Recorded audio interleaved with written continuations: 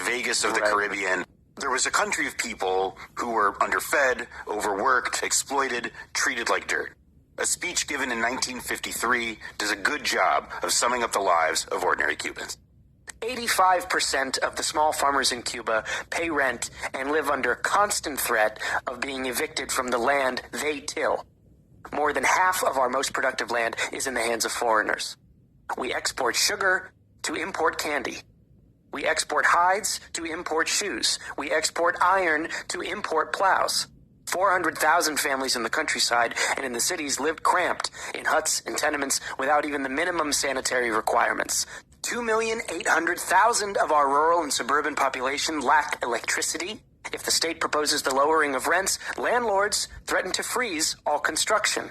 In any small European country, there are more than 200 technological and vocational schools. In Cuba, only 6 such schools exist, and their graduates have no jobs for their skills.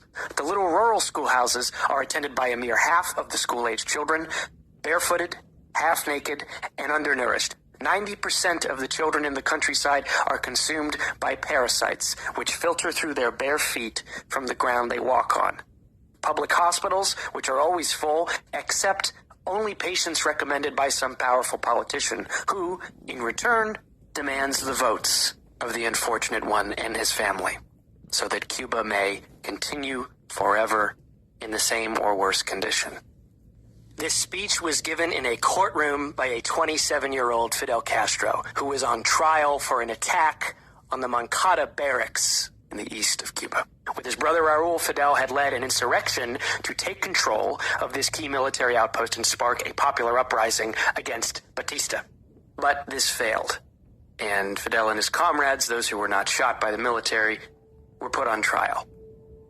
Up until this point, Fidel had balanced a streak for adventurism with more traditional liberal politics. He was one of 7 children of a well-to-do cane grower, and his father sent him away at a young age, so he grew up in a series of boarding schools and Jesuit academies.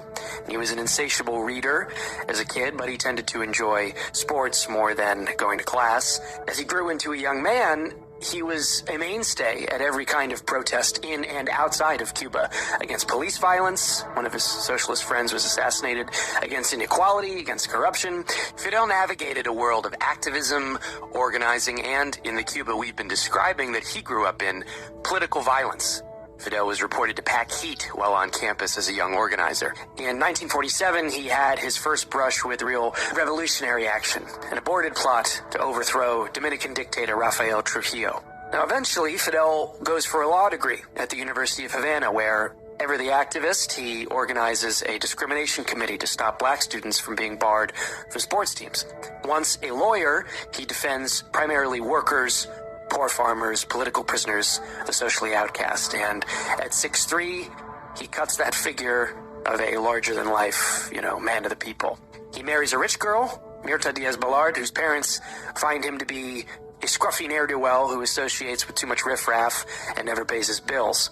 But still, Fidel holds on to that respectable side, and taking after his mentors like the politician Eddie Chibas, who we mentioned earlier, Fidel tries to hack it as a politician and runs for Congress in the 1952 election. He's projected to do well, but of course, Batista's coup puts an end to all of that. Outraged at the military takeover of his country, he marches to the courts a week after and demands that they condemn Batista or resign themselves. Of course, they do not, and at this point he realizes there's probably no beating Batista by protest or politics as usual. The only avenue left was revolution. And this is what Fidel Castro had tried and failed to pull off at the Moncada Barracks on July 26, 1953.